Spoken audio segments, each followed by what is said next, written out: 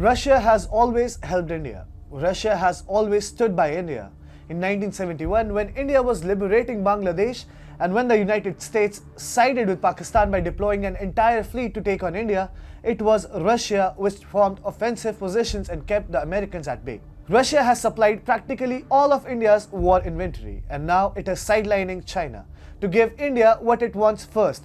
Meanwhile, as seen in the past few years, India's ties with the US have also been strengthened. And why shouldn't they? But now Joe Biden wants India to act like his puppet, and Narendra Modi has snubbed Biden in a royal way. Hi and welcome. You're watching TFI English, the national socio-political analysis arm of the TFI Media Group.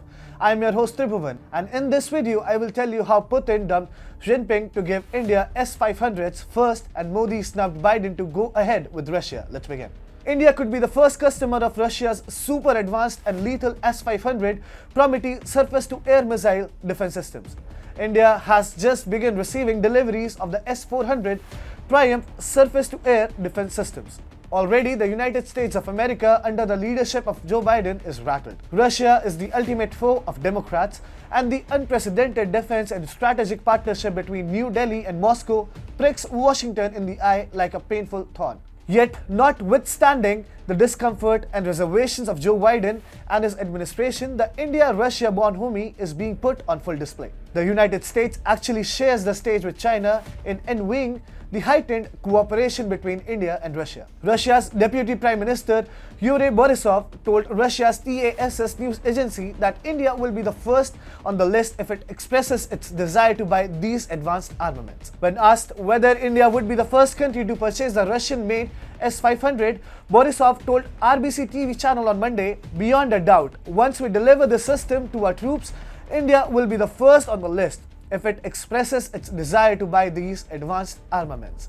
Ever since the US brought the sanctions triggering countering America's adversaries through Sanctions Act, also known as CAATSA, and Turkey was sanctioned for buying S-400 from Russia, there have been apprehensions that Washington may impose similar punitive measures on India. However, for Russia to offer its most advanced defense system, that is, the S-500 to India, is definitely a move aimed at rubbing salt over Washington's wounds. And then, it is not as if India will not seriously consider acquiring the supreme air defense system for its own security against an ever-belligerent China and a rogue Chinese client state in the form of Pakistan.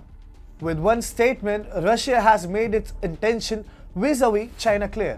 It must be remembered that China is already in possession of the S-400 air defense systems. However, by making it clear that India would be at top of the list when Russia begins exporting S-500 systems, Vladimir Putin has signaled how he wishes to arm New Delhi against Beijing.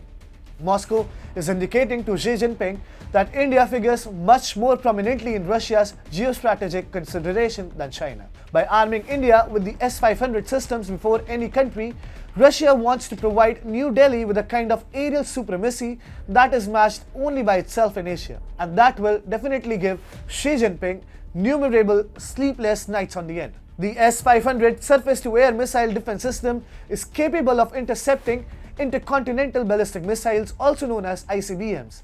It can also target hypersonic cruise missiles and can intercept ballistic missiles within a range of 600 kilometers. The S-500 anti-aircraft missile system is designed to strike all existing and future aerospace attack weapons of a potential enemy at all altitudes and speeds. China has earned quite a reputation for itself. It is a serial plagiarist which has built its own defense manufacturing industry, relying solely on stolen technologies and intellectual properties from around the world, including Russia.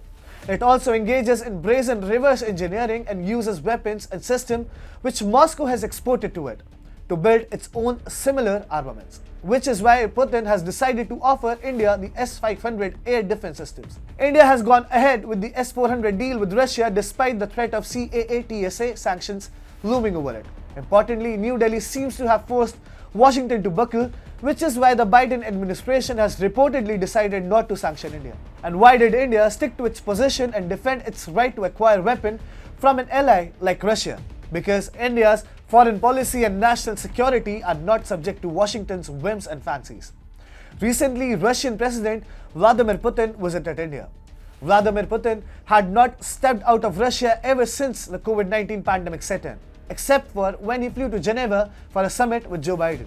On December 6, however, Vladimir Putin flew down to India for a 5-hour visit, during which he met his friend Prime Minister Narendra Modi and oversaw the inking of at least 28 bilateral agreements. In his televised opening remarks at the summit, Putin described India as a great power and a time-tested friend and said Russia works with India in the military technical field in a way that we do not work with any of our partners. On his part, Prime Minister Modi said that this was Putin's only second foreign visit since the start of the COVID-19 pandemic and that it reflects his personal commitment to bilateral relations. Modi also said that the India-Russia friendship has remained a constant despite many fundamental changes on the world stage, and the two countries have cooperated closely while paying attention to each other's sensitivities. The snubs and accompanying finger to Joe Biden could not have been more prominent. India and Russia are making no secret of their bromance, and the United States as well as China find themselves sulking in the same corner as a consequence.